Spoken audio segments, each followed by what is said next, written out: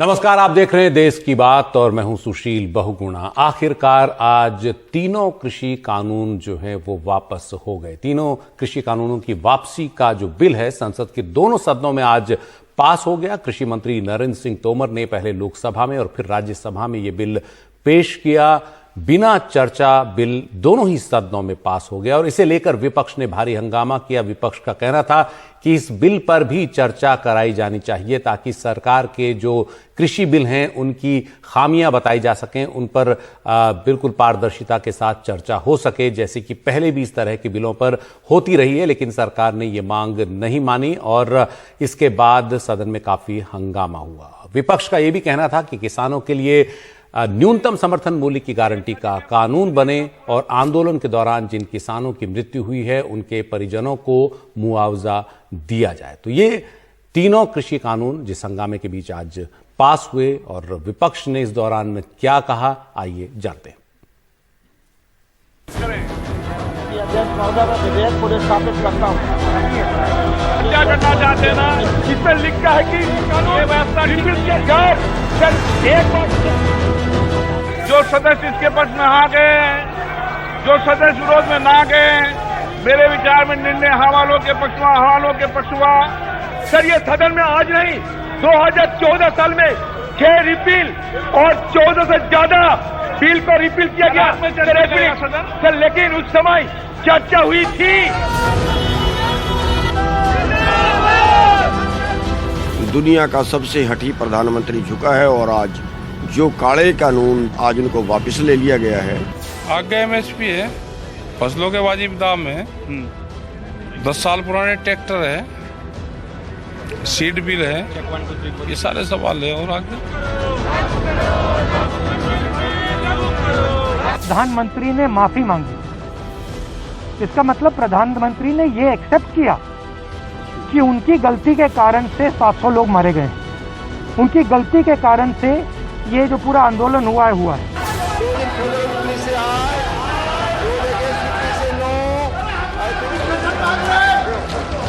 जिस समय किसान मांग कर रहे थे ये कानून वापस हों, उस समय भारतीय जनता पार्टी का आर्गुमेंट था कि किसानों के हक में ये कानून बने, और आज जब तीनों कानून वापस ले लिए फिर कह रहे हैं कि किसानों के हक में फैसला लिया है। जब हमारा मन करेगा हम अनकॉन्स्टिट्यूशनल तरीके से कानून बनाएंगे और जब हमारा मन करेगा हम उसको वापस लेंगे, तो ये तो ऐसा तो नहीं चल सकता ना।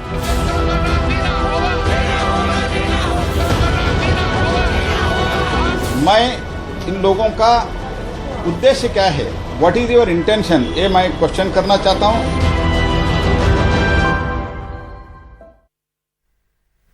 तो तीनों कृषि कानूनों पर सरकार के यू टर्न पर आपने देखा आज संसद में क्या हुआ।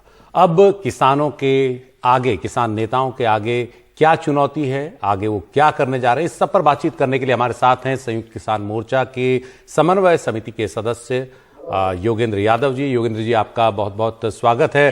सबसे पहले आपको शुभकामनाएं कि जो आंदोलन आपका था साल भर से लंबा, उस पर आखिरकार आपको जीत मिली और सरकार ने ये तीनों बिल वापस ले ही लिए।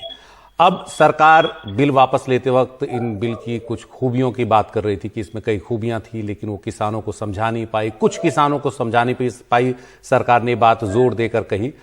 अब इसके बाद आगे क्या रास्ता है? क्या इन तीनों बिलों के विकल्प के तौर पर संयुक्त किसान मोर्चा ने, किसान नेताओं ने अपने भी कुछ इस तरह के प्रस्ताव तैयार किए हैं जो सरकार को दिए जाएं या सार्वजनिक किए जाएं कि सरकार ने जो किया उसकी जगह ये होना चाहिए था?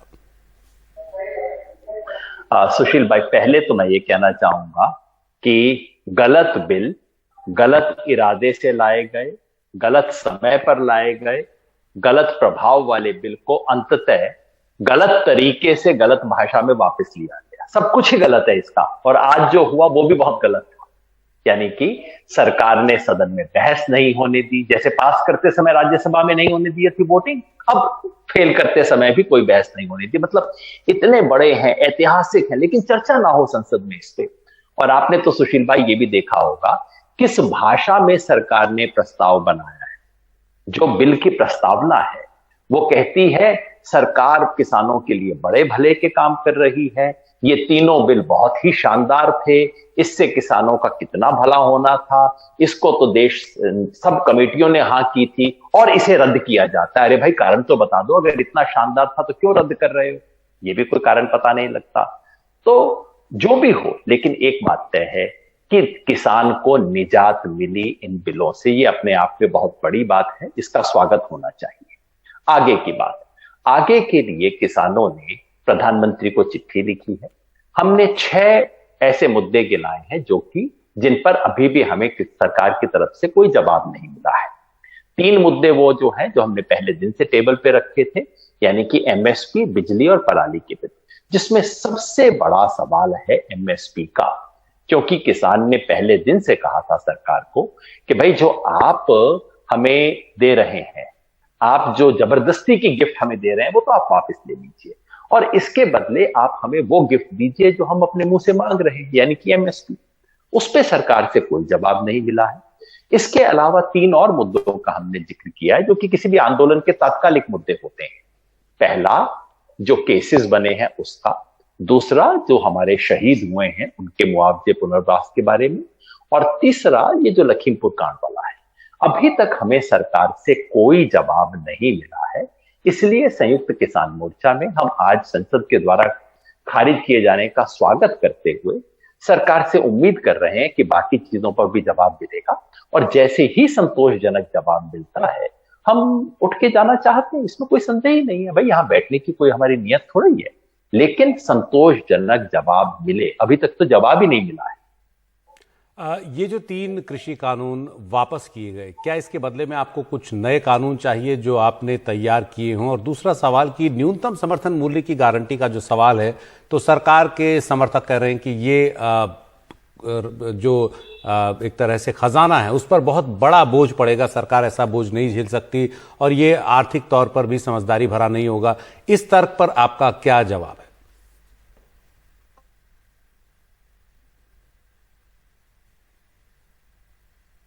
बार सरकार की तरफ से झूठ चलाया जा रहा है, प्रोपेगेंडा हो रहा है, प्रचार हो रहा है, अरे भाई सरकार दिवालिया हो जाएगी, अरे इतना हो जाएगा।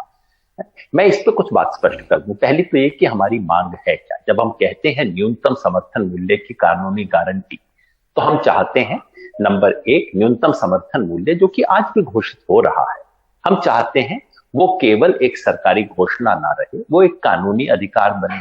नंबर 2, वो मिलने की हमें गारंटी हो, वो वास्तव में सिर्फ कागज पे ना रह जाए, वो किसान को हासिल हो सके। और नंबर 3, उसको जिस तरह से कैलकुलेट किया जाता है वो तरीका बेहतर हो। ये 3 चीज हम चाहते हैं। कितना खर्चा होगा, मैं आपको सीधा इसका उत्तर दे देता हूं। हमने बार बार कोशिश की है इसको कैलकुलेट करने की। मेरा अनुमान है और पूरी गंभीरता से बोल रहा हूं और इसकी पूरी टेबल्स बना चुके हैं, लगभग 50,000 करोड़ रुपया से कम इस पे खर्च होगा। किसी एक साल का अनुमान है 36,000 करोड़, किसी दूसरे साल का अनुमान है 46,000 करोड़ रुपए का। जो भी हो 50,000 करोड़ से कम का है। वो कितना होता है? 50,000 करोड़ सामान्य व्यक्ति को बहुत पैसा लगता है। ये सभी फसलों की एमएसपी की, क्या सभी फसलों की एमएसपी की बात आप कर रहे हैं या सिर्फ जिन 22 फसलों पे आज की तारीख में सरकार एमएसपी घोषित करती है, वो यदि वास्तव में किसान को देनी पड़े सरकार को, तो इस पे सरकार का एडिशनल खर्चा कितना आएगा वो मैं बता रहा हूं। वो 50,000 करोड़ से कम है। और 50,000 करोड़ कितना होता है? देश के जो सरकार का, केंद्रीय सरकार का जो बजट है उसका 1.6% कितना है? 1.6% खर्च आप 60% लोगों के लिए नहीं कर सकते। सरकार, आज की खबर है, आज संसद में खबर आई है कि सरकार ने पिछले 6 महीनों में बड़े बड़े बिजनेस हाउसेस के 46,000 करोड़ रुपए का कर्जा माफ किया है पिछले 6 महीने में केवल। किसान को आप 46,000 47,000 करोड़ रुपए में एमएसपी नहीं दे सकते। करोड़ों घरों में खुशहाली आएगी, वो नहीं दे सकते। 1.6%। और ये जो लोग कहते हैं ना 17 लाख करोड़ रुपए का खर्च हो जाएगा, ये कतई झूठ बोल रहे हैं। 17 लाख करोड़ का आंकड़ा क्या है मैं आपको बता दूं, क्योंकि इनके समर्थक पिछले 2-4 दिन से बिल्कुल दुष्प्रचार कर रहे हैं। अगर इस देश की हर फसल को, हर सब्जी को, हर फल को, अंडे को, मछली को, हर चीज को खरीद लिया जाए और उसको खरीद के आग लगा दी जाए, तब 17 लाख करोड़ रुपए का खर्चा आएगा। ये तो हम नहीं कह रहे हैं ना, हम इस देश के सारे एग्रीकल्चर प्रोड्यूस की कॉस्ट नहीं कह रहे, हम कह रहे हैं कि जिन फसलों पे सरकार स्वयं घोषित कर रही है उस पर जो आज का दाम एमएसपी जो न्यूनतम मिलना चाहिए और जो मार्केट में मिलता है जो कि उससे भी कम है, उन दोनों के बीच में फासले को तो सरकार पूरा करे। ये तो न्यूनतम बात है ना। या ये जो लोग कह रहे हैं फिर खुल के कहना शुरू करें कि सरकार बंद करे भाई, है ना जी, तो ये तो होना चाहिए। जी, एक और सवाल एमएसपी के अलावा कि आड़तियों से किसानों को मुक्त किया जाए, दलालों से किसानों को मुक्त किया जाए, ये सरकार ने कहा था अपने नए कृषि कानूनों को लाते वक्त। क्या वो चिंताएं अब भी बनी हुई हैं या आपको लगता है कि वो जो पुराना आड़ती सिस्टम है वो किसानों के हक में है, बने रहना चाहिए या सुधार हो कुछ उसमें? सुशील भाई, मेरे जैसे लोगों ने तो हमेशा, आज नहीं पहले से कहा है कि एक बेहतर सुधार होने चाहिए, लेकिन ये जो 3 कानून थे ये सुधार थे नहीं। ये जो कहते थे कि फला चीज होनी, हमेशा ये होता है कि आपने कुछ कर दिया, 3 बड़े सुंदर उद्देश्य उसके रख दिए, लेकिन जो आप कह रहे हैं उसका उन उद्देश्यों से कोई संबंध नहीं। बिल्कुल कृषि मंडी में सुधार होने चाहिए, कृषि मंडी में करप्शन है, कृषि मंडी में जरूरत से ज्यादा राजनीति है, कृषि मंडी के अंदर किसानों का शोषण है, उसको इंप्रूव कीजिए ना। उसके लिए मंडी खत्म करने की जरूरत थोड़ी है, मंडी को बेहतर कीजिए। और सबसे बड़ी बात, इस देश में ज्यादा कृषि मंडी चाहिए। आप जाके देखिए पूर्वी उत्तर प्रदेश में, बिहार में, उड़ीसा में, बंगाल में आपको एपीएमसी जैसी मंडी मिलती ही नहीं है। तो सबसे पहले तो देश में ज्यादा मंडियां चाहिए, बनाइए ना, कौन रोकता है, बिल्कुल स्वागत करेंगे इसका। मंडियों का प्रबंधन बेहतर हो, जरूर बनाएंगे। और आड़तियों के द्वारा जहां शोषण होता है, ब्याज में खास तौर पे किसानों के साथ शोषण होता है, आप किसानों को ठीक दर पे लोन उपलब्ध करवाइए ना। कौन जाएगा आड़तियों के पास? कोई नहीं जाएगा, मजबूरी में जाता है किसान तो आड़ती के पास। आप बैंकों से उपलब्ध करवाइए ना। इसके अलावा देश में फसलों का जो नुकसान होता है उसके मुआवजे की बेहतर व्यवस्था की जरूरत है। ये जो प्रधानमंत्री फसल बीमा योजना पूरी तरह फेल हो गई है। ये योजना शुरू होने से पहले जितने किसानों का बीमा होता था उससे भी कम का बीमा आज हो रहा है। उसको बेहतर कीजिए ना, कौन रोक रहा है वो करने से? किसानों को बेहतर ऋण देने से कौन रोक रहा है? और सीमांत और छोटे किसान जो बटाई पे काम करते हैं, जिसके पास 1 एकड़ है, आधा एकड़ है, उसको कार्ड दीजिए ना, किसान क्रेडिट कार्ड दीजिए ताकि वो भी कुछ ले सके। ऐसे तमाम सुधारों का हम समर्थन और स्वागत करते हैं। कृषि क्षेत्र में सुधार की जरूरत है। दुर्भाग्यवश सुधार शब्द पे कब्जा कर लिया गया है उन लोगों के द्वारा जो केवल कंपनी का सुधार करना चाहते हैं। जब अंबानी अडानी का फायदा होता है तो कहते हैं सुधार हो गया, जब किसान को कुछ मिलता है तो कहते हैं देश डूब गया। किसान की खुशहाली बढ़ाने वाले हर सुधार का हम समर्थन करते हैं। कृषि में सुधार होने चाहिए, कृषि मंडी में सुधार होने चाहिए, लेकिन वो सब सुधार करने के लिए सरकार को अपनी जेब में हाथ डालना पड़ेगा। सिर्फ मुंह से डायलॉग देने से सुधार नहीं होगा, ये बात साबित हो गई है। जी, एक बहुत छोटा सा जवाब, क्या संयुक्त किसान मोर्चा आने वाले 5 राज्यों के विधानसभा चुनाव में भी कहीं कोई भूमिका निभाने की गुंजाइश रखता है? कुछ ऐसी मंशा है? मेरी अपनी राय पहले दिन से रही है कि संयुक्त किसान मोर्चा को बतौर संयुक्त किसान मोर्चा कोई चुनाव नहीं लड़ने चाहिए। ये किसानों के आंदोलन के लिए खड़ा है, किसानों के हित में खड़ा है। लेकिन जहां किसी राजनीतिक दल को सबक सिखाना क्योंकि वो किसान विरोधी काम कर रहा है, जैसा कि हमने बंगाल में किया, उससे गुरेज बिल्कुल नहीं करना चाहिए। क्योंकि अगर किसान सारे समय आंदोलन करें और चुनाव के वक्त चोट ना दें, वोट की चोट किसान पहुंचाना अगर नहीं सीखेगा तो फिर कोई पार्टी परवाह नहीं करेगी। तो जैसे बंगाल में संयुक्त किसान मोर्चा ने किया कि भाई हम अपना कैंडिडेट खड़ा नहीं करेंगे, किसके पक्ष में वोट दो, इससे हमें कोई मतलब नहीं है, लेकिन किसान विरोधी बीजेपी को हराओ, ऐसा करने के लिए मोर्चे को तैयार रहना चाहिए। आज बीजेपी है, कल को कोई और हो सकती है जी, लेकिन हराने के लिए तैयार होना चाहिए। संयुक्त किसान मोर्चा खुद चुनावी प्लेटफॉर्म ना बने, इसमें मोर्चे का भी भला है, किसानों का भी भला है। जी, बहुत बहुत शुक्रिया योगेंद्र जी। और एक चुनाव शास्त्री के तौर पर आपकी राय किसानों के काफी काम आएगी इस फैसले को लेते वक्त।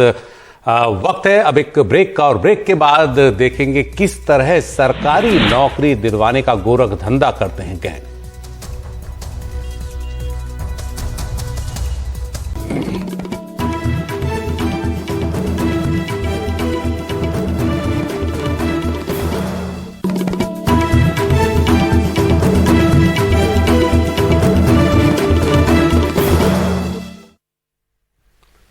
उत्तर प्रदेश में कल 20 लाख परीक्षार्थी मायूस हुए जब टीचर्स एलिजिबिलिटी टेस्ट के इम्तिहान का पर्चा लीक होने की खबर मिली और जिसके बाद ये परीक्षा रद्द करा दी गई। अब पता चल रहा है कि इस पर्चे को लीक कराने में उत्तर प्रदेश और बिहार के गैंग शामिल हैं, जिन्होंने इम्तिहान के पर्चे के लिए बनाई जाने वाली कस्टडी चेन की खामियों का फायदा उठाकर पेपर लीक कराया। ये कस्टडी चेन पेपर को ट्रेजरी तक पहुंचाती है, जहां से उन्हें परीक्षा केंद्रों तक पहुंचाया जाता है और बीच में कहीं इसमें सेंध लगाई। 5-5 लाख रुपए में पर्चे बेचे गए, ये पता लग रहा है। यूपी में 2017 से अब तक करीब 1 दर्जन बार बड़े भर्ती इम्तिहानों के पर्चे लीक हो चुके हैं। ताजा मामले में अब तक 29 लोग गिरफ्तार हुए हैं।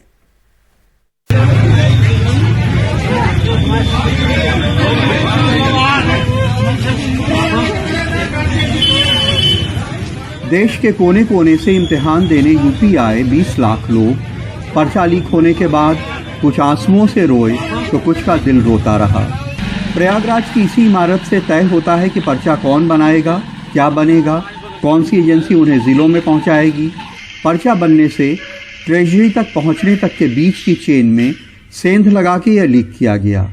इसीलिए अब इससे जुड़े अफसर STF की जांच के दायरे में हैं। बाकी हमारे जो प्राधिकारी हैं वो परीक्षा नियामक प्राधिकारी हैं प्रयागराज में, वैसे शिक्षा विभाग के अंतर्गत हैं और ये जिम्मेदारी उन्हीं की होती है कि वो प्रश्न पत्र सेट कराएं, एजेंसी का चयन कराएं और फिर उसको जिलों की ट्रेजरी तक पहुंचाएं। ट्रेजरी से फिर व्यवस्था होती है कि परीक्षा वाले दिन सुबह ट्रेजरी से निकाल करके वो परीक्षा केंद्रों पे ले जाया जाता है। श्वेता मिश्रा जयपुर से 750 किलोमीटर सफर तय कर इम्तिहान देने प्रयागराज आई थी। इम्तिहान देने के बाद पता चला कि पर्चा लीक हो गया, सारी मेहनत बर्बाद हो गई। ये तो हर बार नहीं कर सकते ना कि आप इतने टाइम पे परीक्षा लो और कैंसिल कर दो। ऐसा तो है नहीं कि हमेशा वैकेंसी ही आती रहती है। वैकेंसी आने का चांस था कि हाँ वैकेंसी आएगी। अत्रि मुनि तो बिहार से आए थे इम्तिहान देने, फिर बिहार वापस जा रहे हैं। अब अगले इम्तिहान के लिए फिर तैयारी में जुटेंगे। पहले तो कुछ समय तक हद तक सही था, लेकिन अब तो हर परीक्षाएं में ही कुछ न कुछ मामला नकल, साइबर क्राइम के चलते वायरल, ये वो तमाम तरह की घटनाएं आ जा रही हैं। अब आदमी क्या करे, अब तो सरकार इसमें दोषी ही है, सर्वे सर्वा दोषी है। यूपी STF ने करीब आधा दर्जन जिलों से इस मामले में 29 लोगों को गिरफ्तार किया है। उनकी निशानदेही पे और जगह दबिशें जारी हैं। इनमें लखनऊ में सचिवालय का एक कर्मचारी और प्रयागराज का एक टीचर भी शामिल है। इसमें उत्तर प्रदेश के अलावा बिहार के भी कुछ व्यक्ति पकड़े गए हैं और इसमें 2 तरह से चीज़ें की जाती हैं। या तो सॉल्वर गैंग के द्वारा पेपर लीक कराया जाता है या किसी अन्य सॉल्वर को बिठा के ये परीक्षाएं दी जाती हैं। यूपी में लंबे वक्त से तमाम छोटे बड़े इम्तिहानों और भर्ती इम्तिहानों के पर्चे लीक होते रहे हैं। इनमें CPMT से लेकर ट्यूबवेल ऑपरेटर तक के पर्चे शामिल हैं।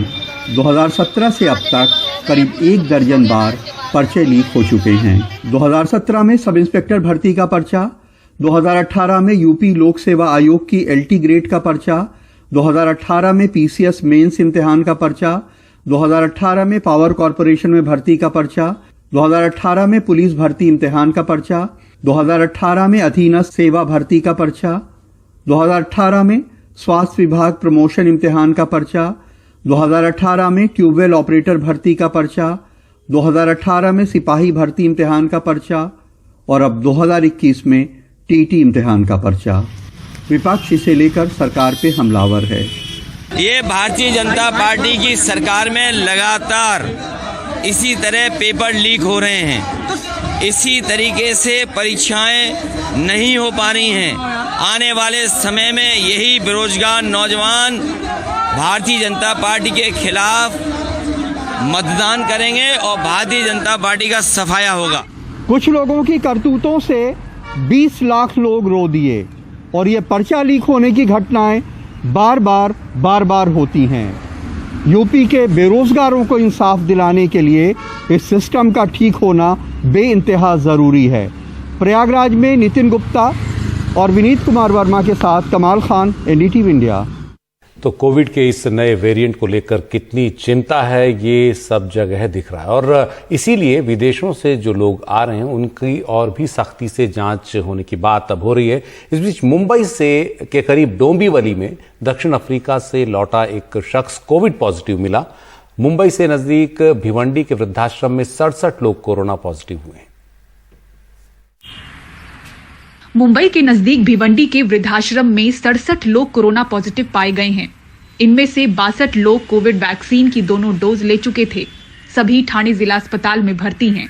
सगळ्या लोकांनी वैक्सीन घेतलेली आहे, फक्त एकाच माणसाने एक डोज घेतला। इनमें से ज्यादातर लोगों ने टीके के दोनों डोज लिए हैं, इसलिए सब में कोरोना का हल्का लक्षण है। एहतियातन सभी को सिविल अस्पताल में भर्ती कराया गया है। सिर्फ 4 लोगों में ऑक्सीजन की कमी है, इसलिए उन्हें आईसीयू में भर्ती कराया गया है। घडू नये म्हणून आपण त्या सगळ्यांना सिव्हिल मध्ये ऍडमिट केलेलं आहे। वहीं दक्षिण अफ्रीका के केप टाउन से होकर ठाणे जिले के डोंबिवली में आया एक शख्स भी कोविड पॉजिटिव पाया गया है। इनके सैंपल को जीनोम सीक्वेंसिंग के लिए मुंबई के कस्तूरबा अस्पताल में भेजा गया है। ये किस वेरिएंट से संक्रमित हैं, इसकी रिपोर्ट आने में करीब 3 से 4 दिन लग सकते हैं। दक्षिण अफ्रीका में पाए गए इस वेरिएंट को लेकर मुंबई महाराष्ट्र में अलर्ट है। खाली पड़े मुंबई के कोविड जंबो सेंटर में बेड और स्टाफ बढ़ाने की तैयारी शुरू हो चुकी है। बीएमसी के दिशा निर्देशों के अनुसार यदि कोई विदेशी यात्री मुंबई में आता है तो उसकी ट्रैवल हिस्ट्री चेक की जाएगी। अगर वो किसी भी अफ्रीकी देश से आते हैं तो उनको होम आइसोलेशन अनिवार्य कर दिया गया है। इसी के साथ ही एयरपोर्ट पर ही नमूने जांच के लिए मेडिकल लैब भेजे जाएंगे। संभावित खतरों को देखते हुए स्वास्थ्य कर्मचारियों, दवाइयों का स्टॉक, ऑक्सीजन और प्लांट में उनके निर्माण से जुड़ी तैयारियां, बिजली, फायर ऑडिट और सुरक्षा संबंधी तैयारियों का जायजा लेने के लिए अधिकारियों को निर्देश दे दिए गए हैं। दुकान, मॉल और थिएटर में काम करने वाले स्टाफ को पूरी तरह से वैक्सीनेट होना अनिवार्य है, नहीं तो कार्रवाई की जाएगी। इस बात पर भी जोर दिया जा रहा है कि सार्वजनिक जगहों पर जाने वाले व्यक्ति कोविड वैक्सीन की दोनों डोज ले चुके हों।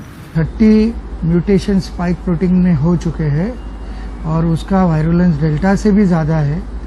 तो अगर ज़रूरत पड़े तो सब लोगों ने रेडी रहना है और जम्बोज को प्रिपेयर्ड रखना है पूरी तरह, क्योंकि काफ़ी महीने जम्बोज में पेशेंट काफ़ी कम थे, डॉक्टर्स भी कम थे।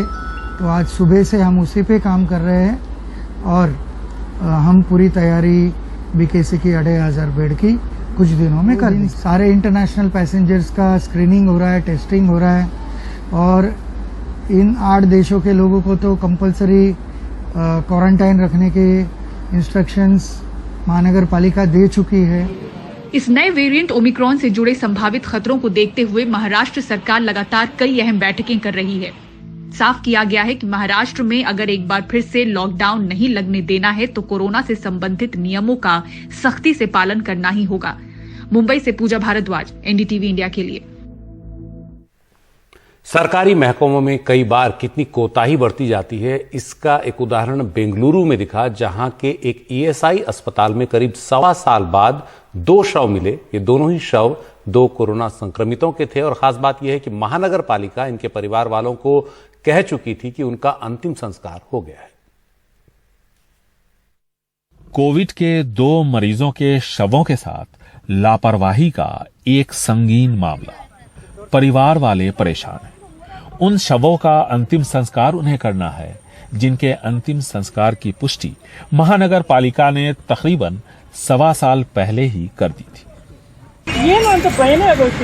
उनकी मौत कोविड-19 से हुई थी, इसलिए हमें उनका पार्थिव शरीर नहीं दिया गया। हम घर वापस आ गए। बीबीएमपी ने हमें बताया कि अंतिम संस्कार उनका कर दिया गया है।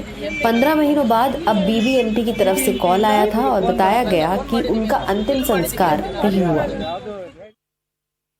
पिछले साल जुलाई में कोविड से मौत के बाद दुर्गा और मुनि राजू का पार्थिव शरीर ईएसआई अस्पताल के शवगिरी में रखे रहे।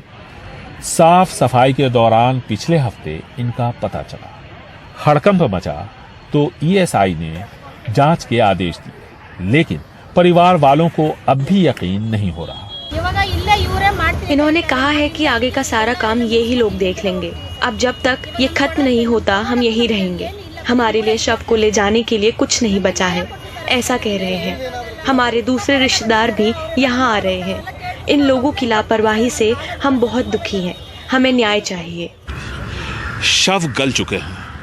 इनका पोस्टमार्टम करना भी किसी चुनौती से कम नहीं। सीधे तौर पर यह महानगर पालिका और अस्पताल प्रशासन की लापरवाही का नतीजा है। बेंगलुरु से कैमरामैन गोविंद मूर्ति के साथ निहाल किदवई, NDTV इंडिया।